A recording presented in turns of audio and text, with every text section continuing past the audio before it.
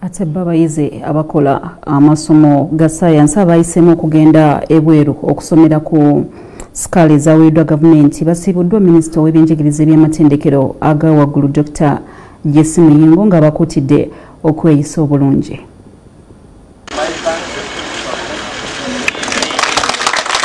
Gavumenti esindisa abayizi nkaaga mu bana okugenda okusomera emitala w'amayanja oluvannyuma lw'okufuna Sikaala mu mawanga ago. Basiibuddwa Minisita w'ebyenjigiriza eby'amatendekero aga waggulu Dr. Muyingo ku mukolo okubadde ku ttendekero lya Uganda Institute of Information and Communications Technology Nakawa. Bagenda okusoma twabironda n'obwegendereza bungi nnyo the programs oba the courses ezigenda okuyitibwamu okulaakulanya Uganda. Mbasabye era mbasaba okubeera nti bagenda okukiikirira Uganda, bagende bakole ebyo ebibatutte, bagende basome, babeere bantu balamu. Uganda, flag ya Uganda gyembakwasiza bagikuumire waggulu, bebayiga empisa embi ng'okunywa omwenge, okwenyigira mu bikolwa ebimenya amateeka.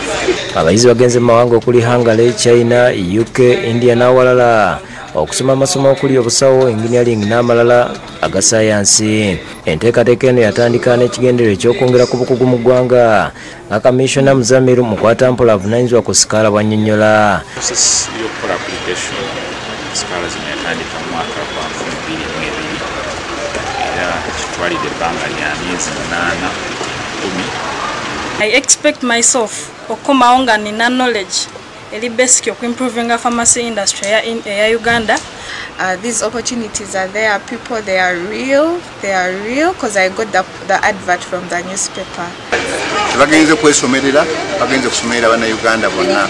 Tetujja basabira nira ne government ejja kwongera mu maaso okubawa allowances zebawa buli mwezi abaana bagenze okusoma Ebweru. Ate aba Prudential wadde eddwaliro ly'emulaga ebikozesebwa ebibalirwa mu bukadde obusoba mu 100 nga kitunzi waabwe Peter Mugalula ategeeza nti bakikoze okuyambako abasawo abalongoosa okwewala okukwatibwa endwadde. Mulago twatukira mulago naye tubuulira ebintu byetaaga okukozesa buli lunaku ne tubigula ne tubireeta wano. Ebintu bino birimu examination gloves zebambala nga ba examiningwa omulwadde, eza surgery, ba aprons zebambala nga they're carrying out surgery.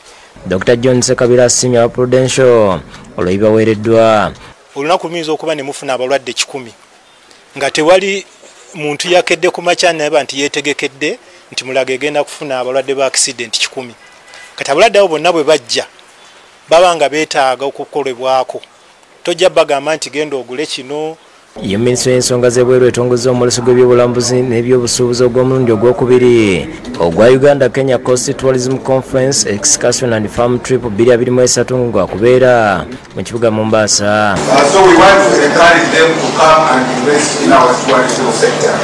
We still need a lot of high-end lodges and accommodation in our tourism sites. So we want to share with them the opportunities that they are in our tourism sector.